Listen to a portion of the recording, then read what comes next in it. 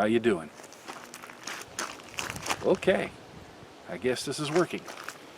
Hello once again, YouTube land. This is Tom2RN back with another project. Once again, I'm going to be working on my 1999 Ford Ranger XLT model. Has the big 4-liter V6 engine and the rear wheel drive. Now what I'm doing today is I'm replacing the rear shocks. Initially, I had replaced those rear shocks with the Monroe Loadmatics, and the theory behind that is when you add weight to the trailer hitch, it should not dip nearly as much because they incorporated some springs along with the standard shock.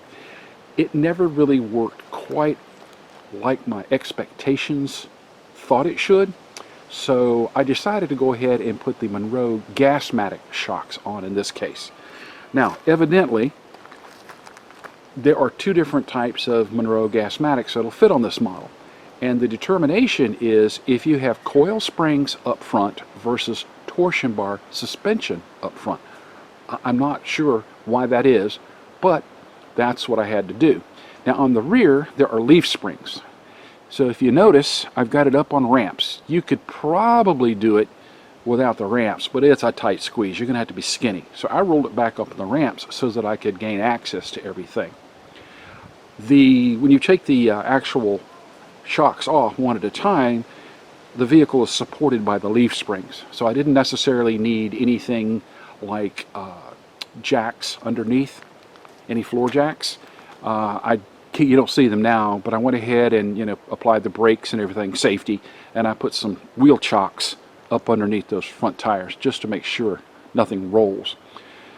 So let me go around, I'll show you what the initial shocks looked like, and then I'm going to go underneath and show you how I installed the Gasmatics. I'm not going to show you the entire process because that's just lengthy and boring, but I am going to show you a lot of the connections and the bolts and let's see, air tubing and how I routed the air tubing.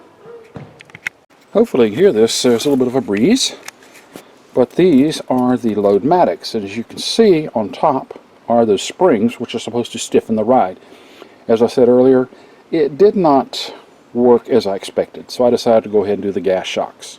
So let's climb underneath and let me show you what I did. First, let me show you some of the positioning here. Now this is the driver's side. I'm facing forward. Notice at the bottom where that is connected to the axle. If you go over to the other side, which is the passenger side, it's in a different position. So, therefore, when I go up top, and I'll show you, there are varying clearances. Why is it all my videos or when I'm on my head? Alright, so here again, you're on that driver's side. Work our way up. You'll see the line where it connects. It will go across a T-fitting. The T-fitting then goes over my spare tire and to the rear bumper, and I'll show you what modification I made. Then this line goes further up. It goes under that aluminum panel. Let's get past the axle, and there's the other shock, and you see the line way up there. Now at the very top there, because it goes on that small aluminum panel, I threaded that very fragile line through a piece of old vacuum tubing so it wouldn't chafe. Now we're back to the driver's side again, and that's a bolt there. Up top it's a stud, but that is a 15mm bolt.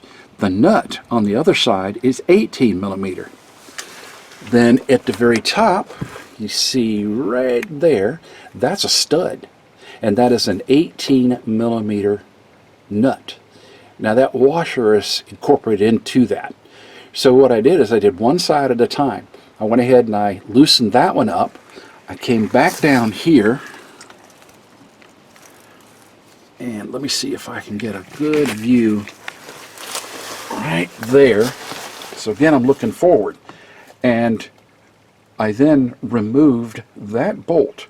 But what I did is right in here, there's a little gap. When you pull that bolt out, be careful. That's a shock, and it's under pressure. It popped out a couple of inches. So I took a little pry bar and gently popped that out. And extended itself another couple of inches. Don't put your face there. Be careful of your fingers. And then I went up top and removed that nut. Let's see, back again. That nut up there. Took the shock off. And now, you know, the vehicle dropped just an inch or so. Now, here's the fun part. If you look at the connection there, in the instructions, when you open up these gas-matic shocks, it tells you to point that toward the center of the car. Well, you can't do that. Why? Because that upper part that fits over that actual stud can't be turned. So therefore, you have to either point it toward the front of the car or the rear of the car. Now, on this side, I pointed it toward the rear, and you can see how I looped my tubing. That was to make sure I have clearance, and I didn't want to pull on it, tug on it, and any kind of an issue that might open this thing up for any reason. I added the tie wrap, made a loop, and if this thing were to bottom out, it's not going to do any damage to that particular line. So that one, I pointed toward the rear of the vehicle.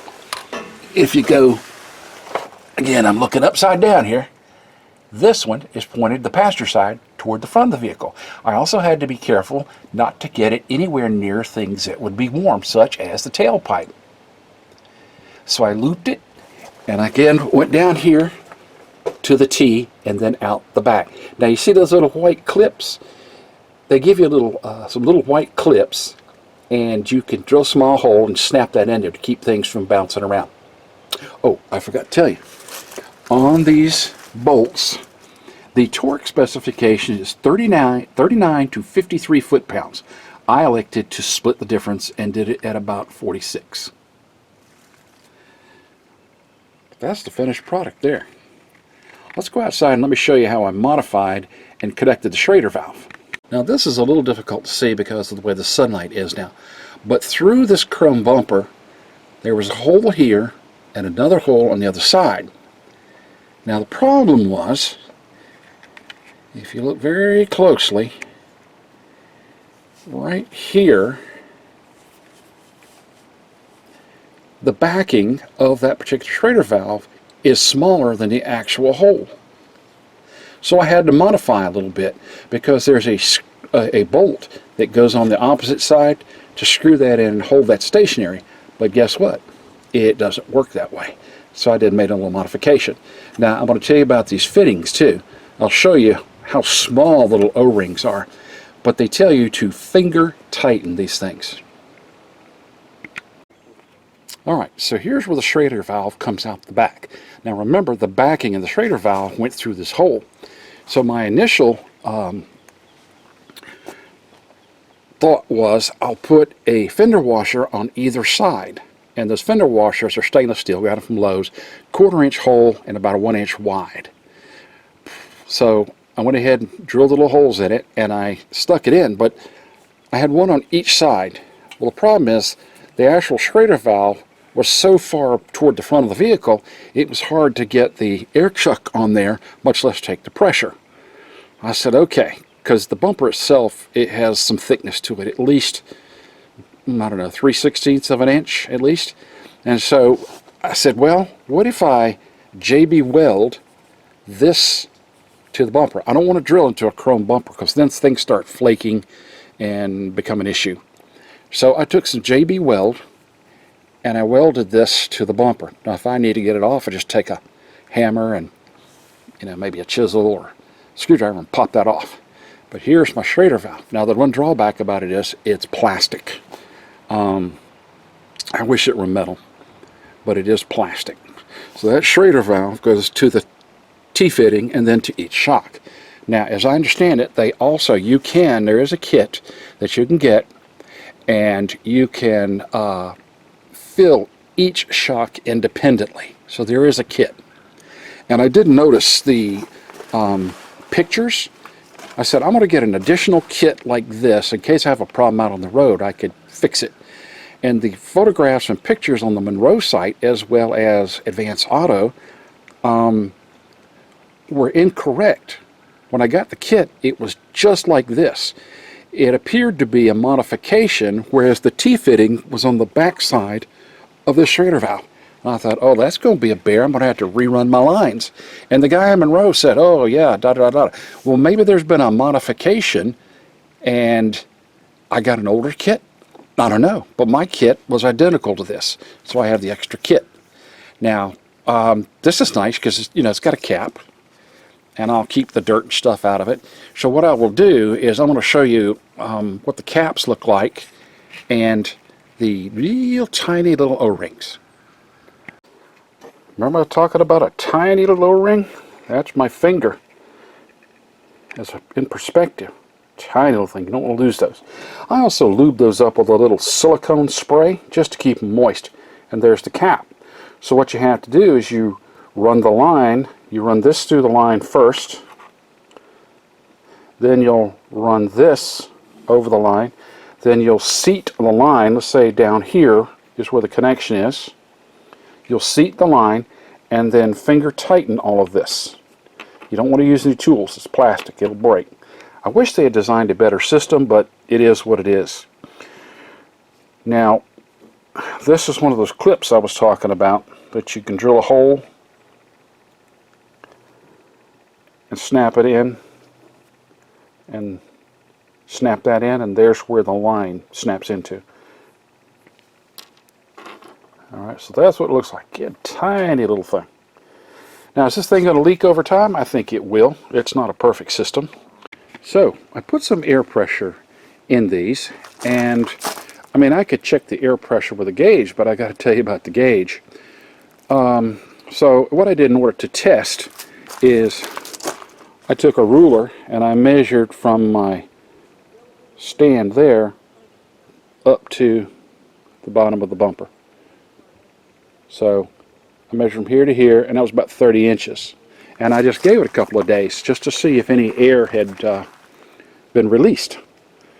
Well, it took, I don't know, 4 or 5 days for it to drop maybe ½ an inch. And I consider that not too bad. Now, the one thing is, they tell you to check for leaks. And, you know, my connection is up underneath on the right.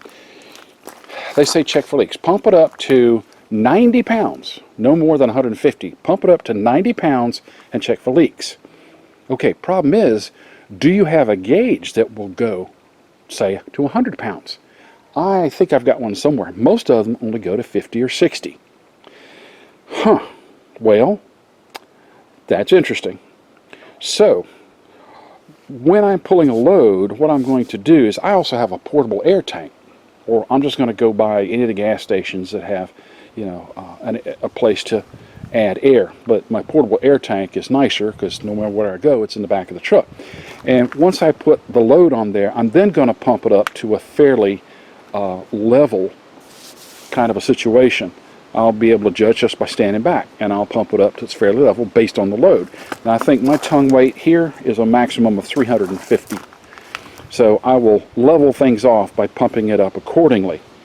Now, also one other modification I had to make, hopefully the state of North Carolina is not going to get me, but I had to trim my plate a little bit down here. Had to trim that in order to get that fitting in there.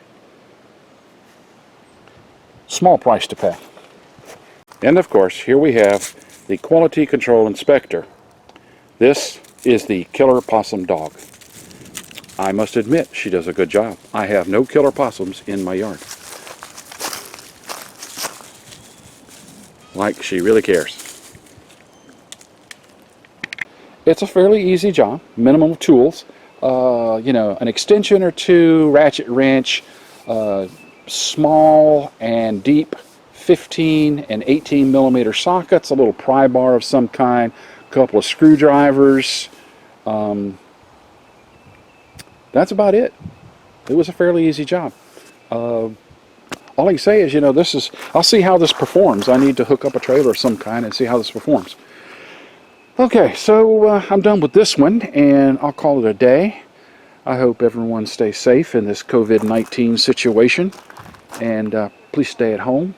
If you can't stay at home, you do have to go out. Please wear a mask, wash your hands frequently, and as my mantra goes,